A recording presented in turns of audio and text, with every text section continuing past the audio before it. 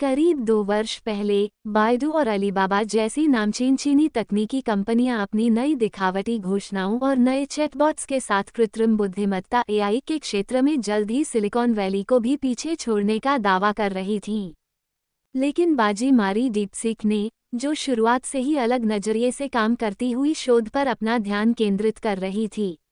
इस चीनी स्टार्टअप ने अमेरिकी कंपनियों की तुलना में ज़्यादा सस्ता व शक्तिशाली एआई मॉडल बनाकर पूरी दुनिया में हलचल मचा दी है। बगैर किसी शोर शराबे के चीन और दुनिया के तकनीकी परिदृश्य में डीपसीक का उदय परंपरागत न होकर कुछ ऐसा है मानो उसकी यह उपलब्धि आसमान से उतर कर आई हो। हालांकि डीपसीक मिशन का उद्देश्य ओपनएआई जैसी सिलिकॉन वैली की कंपनियों की तरह शोध को प्रतिबिंबित करना था, लेकिन इसके उदय की कहानी कुछ अलग है। इसके पीछे वित्त है, न कि तकनीकी। दरअसल इसकी मूल कंपनी हाईफ्लायर नामक एक चीनी हेज फंड है। इसकी शुरुआत ओपनएआई जैसी एआई से मानवता की रक्षा के लिए समर्पित एक प्रयोगशाला के रूप में नहीं, बल्कि चीनी शेयर बाजार में दांव लगाने में एआई का उपयोग करने वाले एक व्यवसाय के रूप में हुई। हाईफ्लायर चीन के खुदरा निवेशकों के प्रभुत्व वाले बाजार में पूंजी लगाकर फली फूली थी। वर्ष 2021 में सट्टा व्यापार पर चीन में नियामक कार्रवाई की वजह से हाईफ्लायर ने खुद को दबाव में पाया और तब उसने उस नए अवसर का पीछा करना शुरू किया, जिसके बारे में कहा गया कि यह चीनी सरकार की प्राथमिकताओं के साथ बेहतर ढंग से मेल खाता है, यानी उन्नत एआई। वर्ष 2023 में हाईफ्लायर के मुख्य कार्यकारी लू झेंगझे ने चीनी मीडिया से कहा था, हम अधिक मूल्य वाली ऐसी चीजें करना चाहते हैं जो निवेश उद्योग से परे हों, लेकिन इसे एआई द्वारा लगाई जाने वाली स्टॉक अटकलों के रूप में गलत समझा गया। हमने निवेश से स्वतंत्र एक नई टीम गठित की है जो दूसरे स्टार्टअप के बराबर है।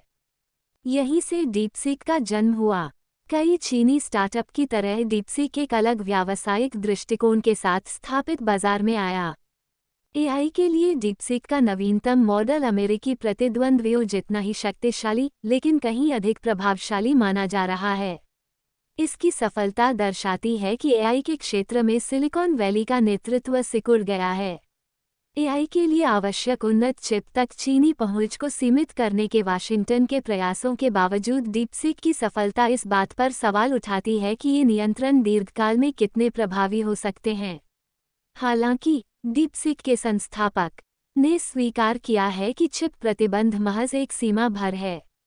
डीपसीक ने पैसा कमाने के लिए उपभोक्ता केंद्रित एआई उत्पाद बनाने पर भरोसा नहीं किया और इसी महीने अपना पहला चैटबॉट जारी किया, जो किसी को भी सामान्य कमांड के जरिए टेक्स्ट और फोटो निर्मित करने की अनुमति देता है। कंपनी ने स्टॉक ट्रेडिंग से हाईफ्लायर द्वारा कमाए गए धन का उपयोग महत्वाकांक्षी अनुसंधान को प्रायोजित करने में किया। यही दृष्टिकोण इसे अमेरिकी प्रतिद्वंद्वियों से अलग करता है, जो अंततः उपभोक्ता आधारित तकनीकी कंपनियां हैं।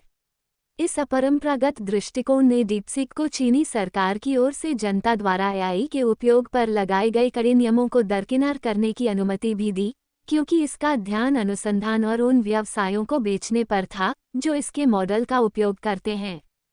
डीपसीक का संचालन इसके मुख्य कार्यकारी इंजीनियर लियांग वेनफेंग कर रहे हैं, जो झेजियांग विश्वविद्यालय हांगझोउ में पढ़े हैं।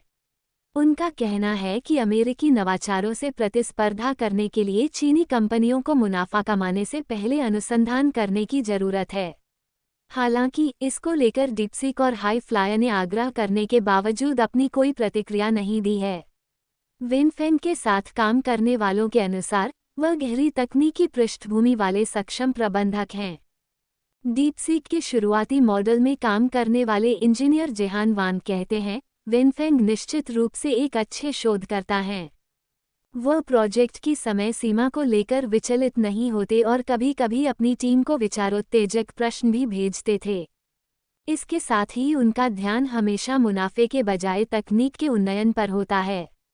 कई चीनी कंपनियां प्रोग्रामर को काम पर रखने पर ध्यान केंद्रित करती हैं, जबकि लियांग ने कंप्यूटिंग के बाहर के लोगों को भी रोजगार देने के लिए प्रतिष्ठा हासिल की है। चीन के शीर्ष विश्वविद्यालयों के कवि, मानविकी के विशेषज्ञ और उत्कृष्ट प्रोफेसर एआई मॉडल को शास्त्रीय चीनी कविता लिखने और देश की कॉलेज आधारित मुश्किल प्रवेश परीक्षाओं से लिए गए प्रश्नों का हल करने का प्रशिक्षण दे रहे हैं। सैन फ्रांसिस्को में बेस्टेन के एक प्रमुख सॉफ्टवेयर इंजीनियर यनेंग झांग ने बताया कि टीम के अधिकांश लोगों ने चीन के शीर्ष विश्वविद्यालयों से स्नातक की उपाधि प्राप्त की है और वे सब बहुत होशियार और युवा हैं। दरअसल चीन में कंप्यूटर वैज्ञानिक ये साबित करने के लिए दृढ़ थे कि वे प्रतिस्पर्धा कर सकते हैं। 2023 में चीन में कई कंपनियों ने अपने स्वयं के बड़े भाषा मॉडल जारी किए जो चैटजीपीटी जैसे चैटबॉट्स को रेखांकित करते हैं। लेकिन उन्नत मॉडल बनाने के लिए बड़ी संख्या में चिप और लाखों करोड़ों डॉलर की जरूरत थी। हाई फ्लायर भी खर्च कर रही थी। वर्ष 2021 तक यह उन मुट्ठी भर चीनी कंपनियों में से एक थी जो 10,000 से अधिक उन्नत एनवीडिया A100 चिप का भंडार करने में सक्षम थी। पिछले साल कंपनी उस समय सुर्खियों में आ गई जब उसने अपने स्वयं के कंप्यूटर प्रोग्राम बनाने के लिए डिज़ाइन किए गए सिस्टम जारी किए। हालांकि कंपनी के लिए नई चुनौती सरकार की तरफ से आ सकती है। रैंड कॉरपोरेशन के तकनीकी विश्लेषकों के अनुसार डीपसीक की अचानक बड़ी लोकप्रियता चीनी कम्युनिस्ट पार्टी की नज़रों में चढ़ गई है। ऐसे में डीपसीक के सामने सरकार और अपने नवाचार में सामंजस्य बैठाने की चुनौती भी होगी।